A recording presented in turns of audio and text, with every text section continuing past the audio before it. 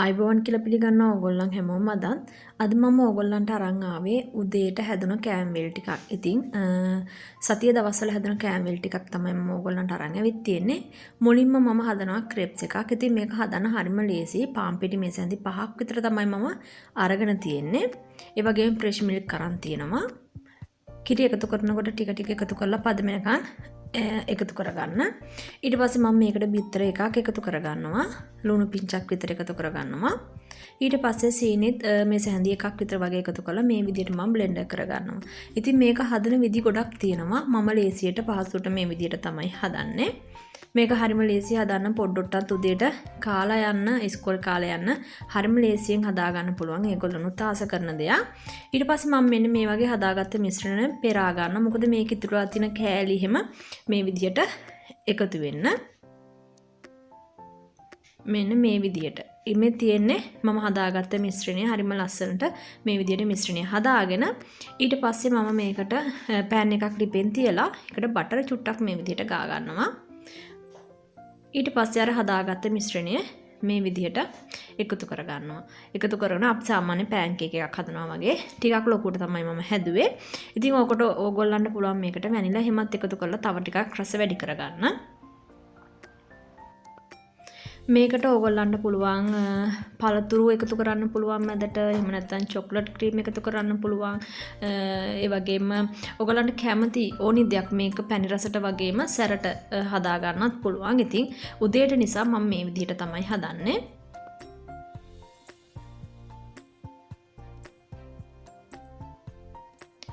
මේ තියෙන්නේ මම හදාගත්ත ක්‍රෙප්ස් වලින් ටිකක්. මේක මම පුතා ආස නිසා සීනි ටිකකුත් මේ විදිහට උඩින් ඉහ ගන්නවා. ඉතින් උදේට පොඩ්ඩන්ට කාලේ යන විශේෂයෙන් අපේ පුතා පෑන් කේක් වර්ග තමයි ගොඩක්ම කැමති. ඒගොල්ලන්ට ගියාට පස්සේ අප්පව පළතුරුත් දෙන්න හින්දා ඉතින් මමත් එයාට ලේසියෙන් කවන්න පුළුවන් දෙයක් තමයි උදේට මේ විදිහට හදලා දෙන්නේ. ඊට පස්සේ කලින් දවසේ මම ඉන්දියාප්ප තම්බලා නැවත පිටි ටිකක් මේ විදිහට අනලා තිබ්බා. උදේට ඉක්මනින් මේ දෙන්නට ලැවරිය දෙකක් හදලා දෙන්න.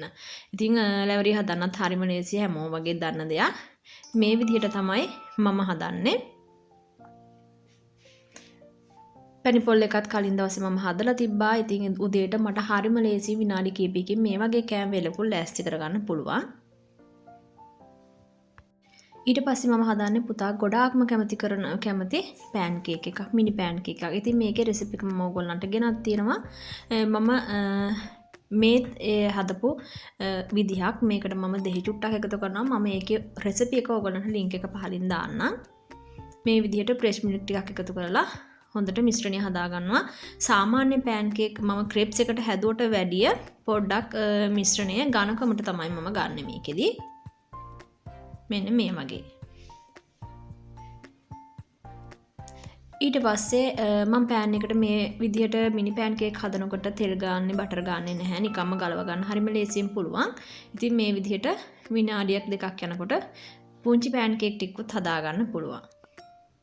ඉතින් මේකත් පොඩි අයට පළතුරුත් එක්ක එහෙම නැත්නම් ජෑම් එක්ක ඒ වගේ ඒගොල්ලන් කැමති ඕන දෙයක් එක්කලා දෙන්න පුළුවන්. මේක හදනකොට ඕගොල්ලන්ට පුළුවන් අවශ්‍ය නම් මිශ්‍රණය බ්ලෙන්ඩර් කරලා ගන්න. ඒකටම කෙසෙල් ගෙඩියක් වගේත් එකතු කරලා තවත් ටිකක් වෙනස් රසක් එන්න හදා ගන්න පුළුවන් ඕගොල්ලන්ගේ පොඩ්ඩගේ කැමැත්ත අනුව. ඉතින් මේක නම් ඕගොල්ලන් දන්නවා ඕට්ස් වලින් හදපු කැඳ එකක්. ඉතින් මේකේ රෙසිපි එකක් මම ගෙනත් තියෙනවා.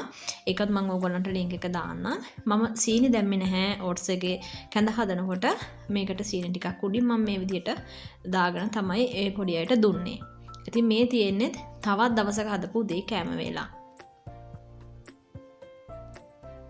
ඉතින් ඊට පස්සේ මම රොටි ටිකක් හදා ගන්නවා. මේ රොටි ටිකටත් මම පොල් ගාලා කලින් දවසේ තියලා තිබ්බා. ඊට පස්සේ පොල් වතුර ටිකත් මම අරන් තියලා තිබ්බා. ඊට පස්සේ මම මේකට කැරට් ගෙඩියක් එකකුත් ග්‍රේට් කරලා මේ විදිහට දාලා ඔලිව් තෙල් මේස හැන්දකුත් විතර එකතු කරලා අර තියාගත්ත පොල් වතුර ටිකෙන් තමයි මේක අනාගත්තේ. ලුණු ටිකකුත් මම රස වෙනුව එකතු කරගත්තා. ඉතින් පොල් වතුර ටික ඔක්කොම දාගත්ත නිසා මට තා පිටි ටිකක් එකතු කරන්න වෙනවා. මොකද ටිකක් දිය ගතිය වැඩි වුණා පිටි මිශ්‍රණය. ඉතින් පොඩ්ඩන්ට මේ වගේ පුංචි පුංචි කෑම වේල් හදලා දෙන්න පුළුවන් උදේට. එයාලා කැමති විදිහට. මොකද අපි කැමති දෙයක් හදලා දුන්නොත් නේ ඒගොල්ලන් කන්නේ නැත්තේ. ඉතින් මේ තියෙන්නේ මම සති කීපයක මම එක දිගට සතියේ ඒවා එකතු කරලා නෙමෙයි මේ සති කීපයක හදපු ඕගොල්ලන්ටත් හදන්න ලේසි පහසුයි කියලා හිතුන රෙසිපි ටිකක් එකතු කරලා තමයි මම අරගෙන ඇවිත් තියෙන්නේ. සාමාන්‍යයෙන් මම කැඳ වර්ග කුරක්කන් කැඳ ඕට්ස් කැඳ ඔය වගේ හදනකොට ඒවා අතරින් පතර සතියේ මම ඒවත් හදනවා. ඉතින් මේ විදිහට තමයි පොඩ්ඩන්ට සතියකටම කෑම් වේල් ටික මෙතන තියෙනවා. ඔයගොල්ලන්ට පුළුවන් මේකෙන් අදහසක් ගන්න මේ විදිහටම හදන්න කියලා නෙමෙයි කියන්නේ. ඔයගොල්ලන්ට අදහසක් ගන්න තමයි මමත් අරන් ආවේ. මොකද ඔයගොල්ලන්ට උදේට පොඩ්ඩන්ට ඉක්මනින් එයාලගේ රසට කාලය යන්න පුළුවන් කෑම් වේල් ටිකක් ලෑස්ති කරගන්න. ඉතින් මේ විදිහට පුංචි රොටි ටිකක් තමයි මම හදාගත්තේ. මොකද පුංචිවට හදපුවාම ඒගොල්ලන්ට කවා ගන්න ලේසි. ලොකුවට හැදුවොත් ඇත්තටම කන්න කැමති නැහැ. ඉතින් ඒ නිසා මෙන්න මේ විදිහට පුංචිවට තමයි මම ඒ රොටි ටිකත් හදාගත්තේ. මේ තියෙන්නේ හදපු කුරක්කන් කැඳ එකක්. ඉතින් මම කුරක්කන් කැඳ හදන විදිහත් ඔයගොල්ලන්ට ගෙනත් තියෙන. ඒ නිසා මම ඒකේ link එකත් ඔයගොල්ලන්ට පහලින් දාන්නම්. මේකටත් මම සීනි එකතු කරේ පස්සේ. ඉතින් එහෙනම් ආයෙමත් දවසක ඔයගොල්ලන්ට තවත් වීඩියෝ එකක් අරන් එන්න. සුබ දවසක් ඔයාලට.